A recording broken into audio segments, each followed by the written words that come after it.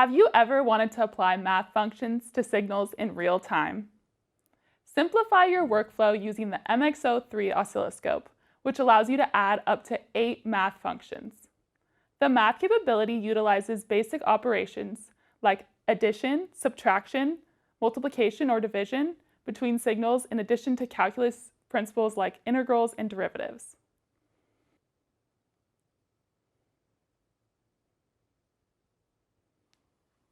In addition to these operations, you can also use filters like low pass and high pass, or create your own user-defined filter.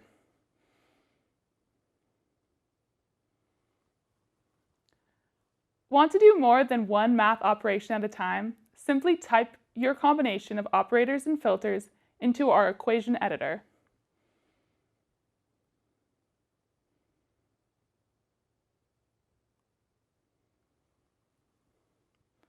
Let's try it out. Here we are measuring an AC voltage source and constant current. Want to calculate the power? Simply multiply the channels and view your results. Add annotations to clearly label all your signals.